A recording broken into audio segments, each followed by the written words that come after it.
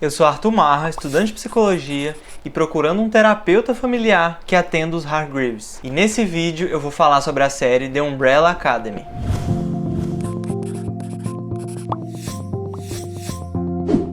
Na terceira temporada, os heróis da Umbrella Academy voltam para o ano de 2019, de onde eles saíram no final da primeira temporada, e voltam também para sua antiga casa. Quando eles voltam, acabam encontrando uma outra família no lugar deles. No meio dessa bagunça para descobrir o que deu errado na volta para casa, eles descobrem que o fim do mundo está chegando mais uma vez. E nessa temporada a gente vê a resposta para algumas perguntas que surgiram lá no começo da série sobre o verdadeiro propósito da Umbrella Academy, um pouco mais da origem do Sir Reginald Hargreaves e os seus verdadeiros objetivos.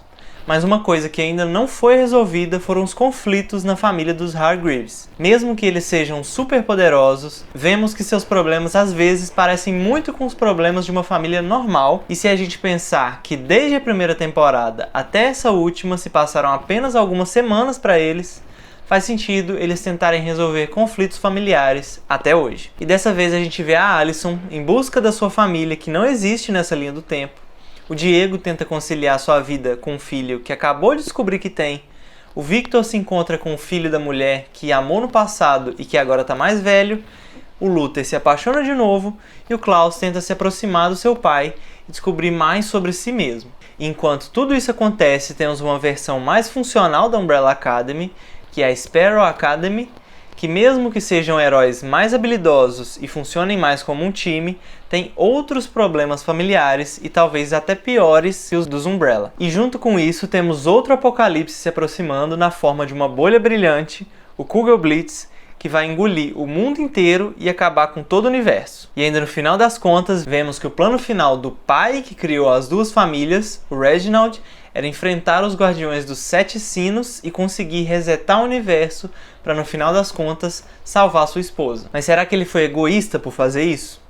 Muitas vezes a gente tem a ideia de que algumas pessoas são egoístas por não quererem engravidar ou ter filhos. Mas quando a gente para pensar, por que algumas pessoas escolhem ter filhos? Quando a gente analisa isso melhor, a gente vê que a maioria das motivações não tem relação com o bebê que vai nascer, mas simplesmente com a vontade dos pais. O desejo por criar uma nova vida que representem os pais, ou seja, melhor que eles, para mostrar que são capazes ou garantir sua própria descendência no mundo, enfim. Algum desses não é um motivo egoísta? Será que a motivação do Reginald é a pior delas? Coloca aqui nos comentários pra gente discutir mais sobre isso. E uma atitude que não é egoísta é o like que você pode dar nesse vídeo e compartilhar com alguém para ajudar o canal a crescer e divulgar a psicologia para mais pessoas. Em um determinado momento da série, o Klaus e os 5 estão buscando suas mães biológicas e conversam sobre o que poderiam ter sido se não fossem comprados ou adotados pelo Reginald. Sobre quem eu poderia ter sido se não tivesse crescido nessa família idiota. Mas dá mesmo pra chamar o que nós temos de família? E aí, eles se perguntam o significado da família. Você já parou para pensar o que é a família para você? Para entender a família, a gente tem que pensar que ela não é um conceito natural. É uma ideia que a gente criou e a prova disso é que as famílias variam em cada cultura e em cada época. Como todo mundo cresce dentro de uma família, muitas vezes a gente acha que é uma coisa que sempre existiu e que sempre foi assim. Mas pensar na família de uma outra forma, como uma construção social, faz a gente perceber que essa estrutura não deve ser sagrada nem intocada, e que toda família pode cometer erros, deixar cicatrizes e criar conflitos, mas também tem a chance de corrigir esses erros. E quando a gente se abre para o conflito nas relações, principalmente em família, e buscamos resolver esses conflitos em conjunto, a gente concorda em melhorar nossas relações com essas pessoas e busca melhorar individualmente, dispostos a ser pessoas melhores de uma forma geral. Então me fala, o que é família para você? Outra coisa que a gente vê no arco de um dos personagens e que mudou nessa temporada foi o Klaus e a relação que ele tem com o pai.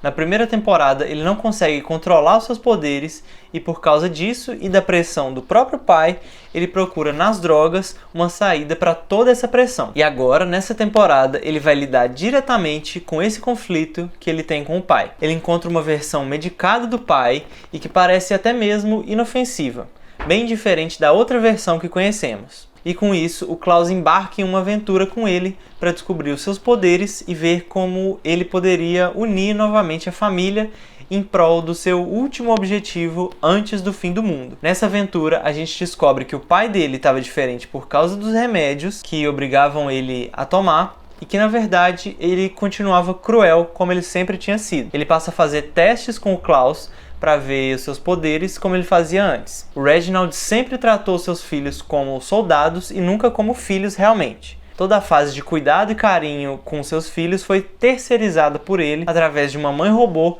e um professor macaco. E os filhos nunca viram no pai uma figura de afeto e de segurança. E por causa disso, seus objetivos nunca foram alcançados na linha do tempo que a gente viu na primeira temporada. E agora, na viagem com Klaus, o Reginald tem a chance de aprender a ser um pai melhor e a conquistar os seus filhos de novo para se unirem e realizarem uma última missão. A gente tem também a situação em que o Klaus tem um momento com seu quase sobrinho, que é quando eles conversam e veem que tem muitas coisas em comum. Quando o Klaus percebe que muitos dos seus comportamentos têm a ver com a pressão e as expectativas que seu pai colocou sobre ele, e ele acaba desenvolvendo um transtorno para desafiar o seu pai e os seus irmãos. O transtorno opositor desafiador. Como a gente já falou aqui no canal, para um bom desenvolvimento de uma criança é necessário um ambiente seguro, acolhedor e que dê apoio para o indivíduo. No caso dos Umbrella, um pai controlador, ausente e super exigente pode não ter sido o melhor para esses irmãos. A gente pode até fazer uma análise de cada um em outro vídeo aqui no canal, mas falando especificamente do Klaus, a gente vê que essa exigência que o pai dele colocava fez com que talvez ele tivesse desenvolvido o transtorno opositor desafiador, que é um padrão de comportamento que busca liberar os impulsos agressivos, o que geralmente acaba criando conflitos com as figuras de autoridade e com a própria pessoa que tem o transtorno. Outro ponto curioso é que a pouca informação sobre esse transtorno pode fazer com que ele seja entendido como uma falta de limite, como uma hiperatividade ou até uma desobediência. Quando olhamos para as possíveis causas desse transtorno, a gente vê que podem estar associadas a uma comunicação coercitiva com a criança, presença de punições severas e a falta de apoio emocional e apego na criança. Mas essas podem ser algumas das causas do transtorno,